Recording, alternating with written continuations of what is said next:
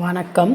29/3/2025 சிம்ம ராசிக்கு இந்த சனி பயிற்சி எப்படி இருக்குன்னு நம்ம பார்ப்போம். சிம்ம ராசி அப்படின்னாலே சூரியனை அதிபதியாக கொண்டவர்கள், அரசியலை திறம்பட நடத்தக்கூடியவர்கள், அரசாங்க வேலைக்கு தகுதி உடையவர்கள், நன்றாக பழகக்கூடியவர்கள், ஆளுமை தன்மை கொண்டவர்கள், தனிக்காட்டு ராஜாவாக இருக்கக்கூடியவர்கள், பிடிவாத குணம் கொண்டவர்கள், சாதித்து காட்டக்கூடியவர்கள். அப்படிப்பட்ட சிம்ம ராசிக்காரர்களுக்கு சனி பகவான் 8ஆம் இடம் என்று சொல்லக்கூடிய அஷ்டமத்து சனியில் அமர்ந்திருக்கிறார். அந்த அஷ்டமத்து சனியில் இருக்கக்கூடிய சனி பகவான் நீங்கள் வண்டி வாகனங்களில் போகும்போது ரொம்ப ரொம்ப கவனமாக போகணும். அடுத்தவங்க வண்டியில் எந்த காரணத்தை கொண்டு போகக்கூடாது. வீட்டில் சண்டை சச்சரவாக இருக்கும். 8ஆம் இடம் என்பது ஆயுள் பாவம். இப்போ உங்களுடைய ஆயுள் காரகன் ஆயுள் பாவத்திலே இருப்பது ரொம்ப ரொம்ப நல்லது.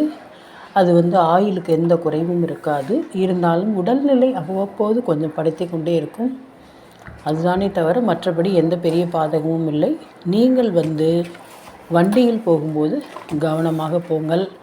அதே மாதிரி உங்களுடைய சொத்து நிலுவையில் இருந்ததுன்னா அது கொஞ்சம் இழுபறியாக இருக்கும். யாருக்கும் கடன் கொடுக்காதீங்க. அடுத்தவங்களுக்கு கடன் கொடுக்க ஜாமீன் கையெழுத்து போடாதீங்க. ரொம்ப ரொம்ப கவனமாக இருங்க.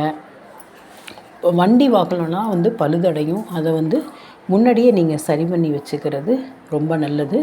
அதே மாதிரி உடலில் எலும்பு சம்மந்தப்பட்ட வலிகள், பற்கள் சம்மந்தப்பட்ட வலிகள் இதெல்லாம் இருப்பதற்கு சனி பகவான் அதற்கு ஒரு காரண காரியமாக இருக்கக்கூடியவர். படுத்தால் தூக்கம் வராது. பல கவலைகளை மனசில் போட்டு உலட்டி கொண்டே இருப்பீர்கள். சரி, இப்போ சனி பகவான் 8ஆம் இடத்துல சிம்ம ராசிக்கு இருக்கார். என்ன பண்ணலாம் அப்படின்னு கேட்டிங்கன்னா, இந்த சனி பயிற்சி அடுத்த சனி பயிற்சி வரும் வரை கருப்பு நிறத்தை தவிர்ப்பது நல்லது. கருப்பு நிற வாகனங்களை தவிர்ப்பது நல்லது. அதனால் எந்த ஒரு பொருட்களாக இருந்தாலும் கருப்பு நிறத்தை உபயோகிக்க வேண்டாம். சனிக்கிழமை தோறும் ஆஞ்சநேயரை வணங்குவது ரொம்ப ரொம்ப நல்லது.